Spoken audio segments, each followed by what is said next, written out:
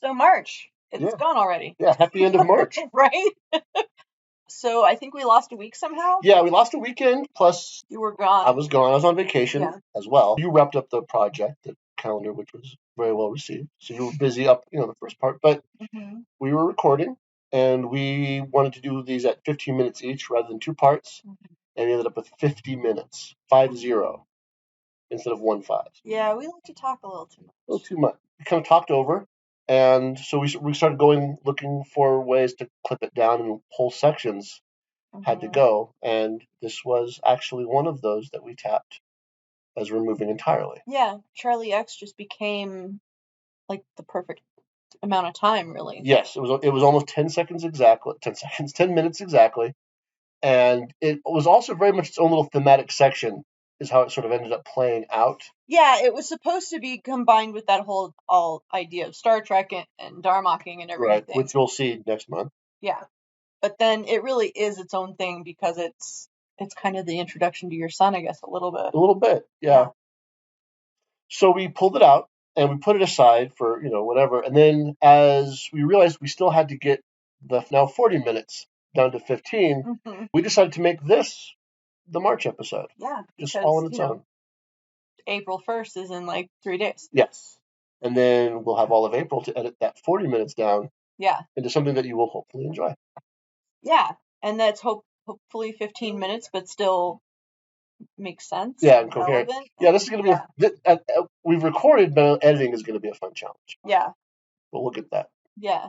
We might need to make smaller bits. And on that note. Yes. But yeah, so here is our little discussion on Charlie X and Christian B. Nice.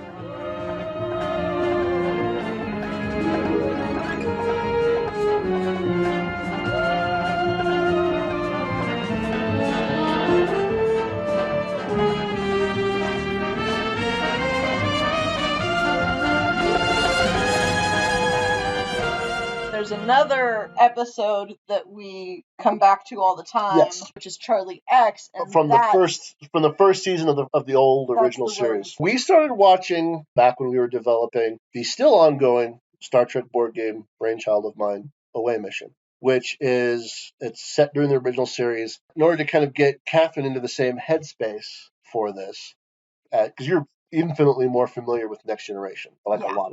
Put her in front of a couple episodes.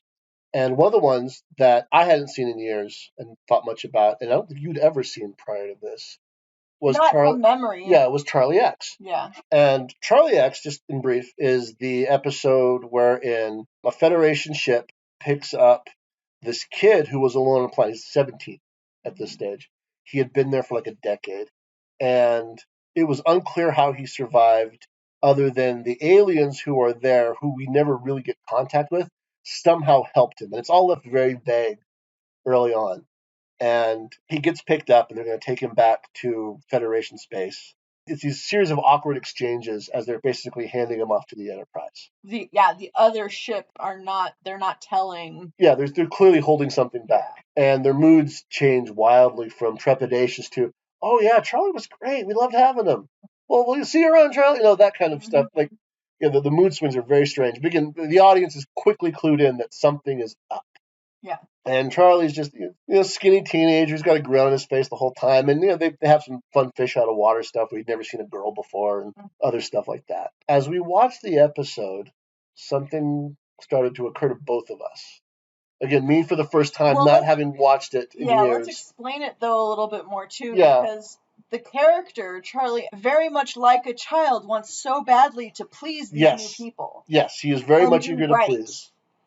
But everything he's doing is wrong, and then because it's wrong, he gets angry. Right. And very much... It's revealed that Charlie was given powers by the alien. He can make things happen. He can create things that he wants. He can change things. And the aliens just gave him this because they didn't know what he would need. Yeah. So they just gave him the ability to get whatever he felt he needed, with no filter and no discrimination. They basically made him a mini Q, to go to the Next Generation for a second. But again, he had no socialization. He had no filter.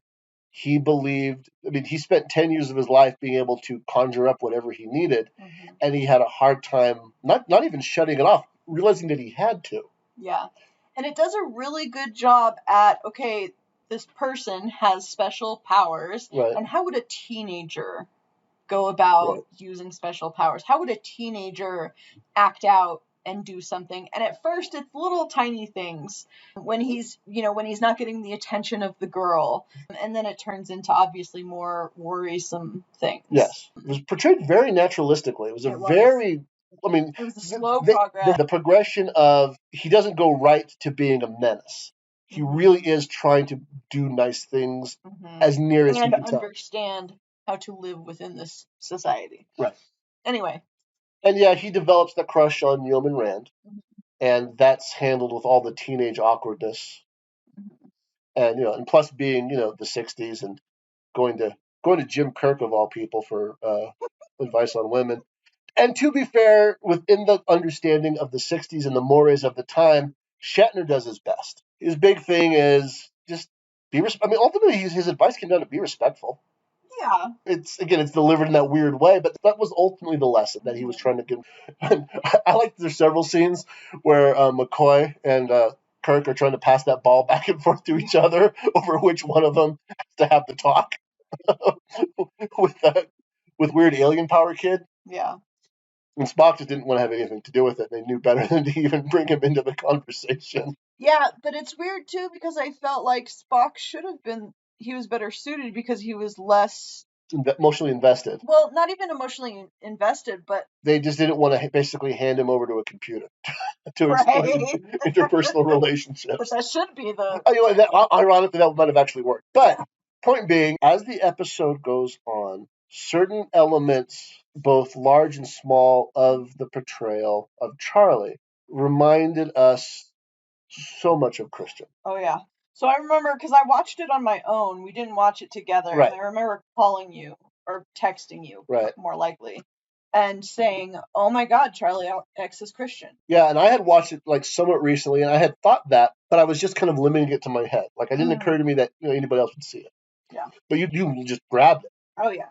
The way he walks into the room with that sort of slightly confused grin on his face, like he's going to enter the situation as happily as possible, and then if something's wrong, he'll either feign ignorance or genuinely be ignorant. You can never really sure which. Acts out when he doesn't get his way. Doesn't quite understand why he can't have his way. And it's always everybody else's fault for making him mad. Yep. Yeah. And that was the big one. Yeah, why did you make me do this? Yeah, and most of it was just pure ignorance of, I don't understand why this was wrong. Yeah. But yeah, the big part of it was just the reaction to, well, you made me do this. Yes. I didn't make you do jack shit. Yeah. All I did was ask you to brush your teeth. Right, and then the fact that he escalates to trying to please people with tricks and gifts, to sort of lashing out at people he imagines are being mean to him, to just flat out taking over the ship because, well, they're not going to take me to where I want to go, so I'm going to make them do it. So again, that escalation is very well portrayed, as we were saying. The aspect that always gets me, makes me cry every time now, is that it does not have a happy ending. Not really. It don't fix the situation. Oh no, he goes back to the alien. Yeah. His alien caregivers, for want of a better phrase, they finally realize that he was gone, that he's in trouble, and that he had actually caused the death of the other ship that dropped him off. He had actually killed, ended up, by removing some piece of equipment, he had killed all the guys on board. And they finally catch on, and they catch wise. They catch up to the Enterprise, and they're just basically going to take him home. And God love him, Jim Kirk, Captain Kirk is it is revealed that he has these, grandiose powers, that he has killed. People he made vanish, they were able to bring back. But the people he killed, they're dead. They weren't just vanished with his powers that can be undone. They are dead. Like 20 people, I think they said, were killed on this survey vessel. And Kirk's still thinking in terms of, well, hold on. Maybe we can retrain him. We can still do this. Up until the aliens literally vanish him away, he is arguing and he is advocating for this child. There's something we can do. Yeah.